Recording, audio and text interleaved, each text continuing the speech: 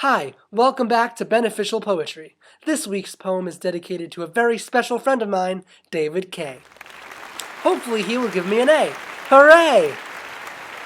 The poem is called Judaism, Christianity, and Islam, Coexistence in Jerusalem.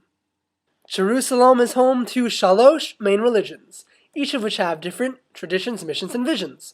Christians practice Christianity, and Muslims practice Islam. Jews practice Judaism, but there are some details more that we need to explore.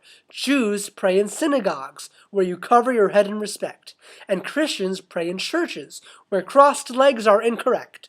A mosque is where Muslims pray 5 times a day without their shoes, without delay. The main day of worship is different for each. On Sunday, the Christian ministers preach. Friday is when Muslim imams pray. And Jewish rabbis mainly daven on Saturday. Jerusalem is home to shalosh main religions, but the 3 faiths share a reality where Jerusalem's locality is holy in totality. For Christians, Jerusalem is an important ferry. It is where she is buried, the Virgin Mary. It's where Jesus preached and where Jesus taught and died when he was crucified. It's where he was resurrected. They returned to his body, but none was detected. The Holy Sepulchre Church is where they had searched. Jerusalem is the holiest land in the world for the Jews. After many a battle they won or did lose, Jerusalem was the homeland, their own land, the land they were given 2,000s of years ago by God, a place where they knew that they can be proud. They can be proud. They had it and also had it taken away. And they got it back, and it's there still today. Jerusalem is home to shalosh main religions. And yes, they do have their divisions, and though there are sacred places unique to each, there's one holy to all, which all teach. It's the Temple Mount. Its holiness is at the top of the count.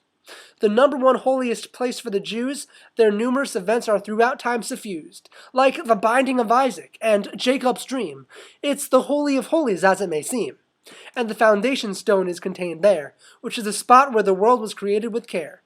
It is sacred to Christians because Jesus Christ was there as a 12-year-old boy, and he was not a goy. He was challenging what he had called corruption, and prophesied the temple's destruction. It's sacred to Muslims because it is there. It is where Muhammad ascended straight into heaven when his life had ended.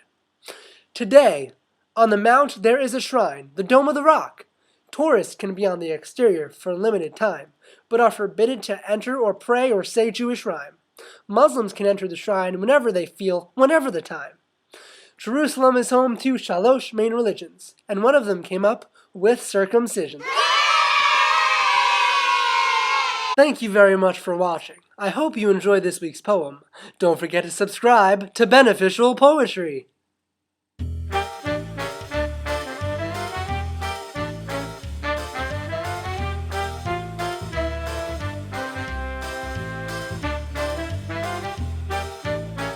Here's a shout out to everyone in my year course Comparative Religions class. Thank you for watching my final project. I really appreciate it.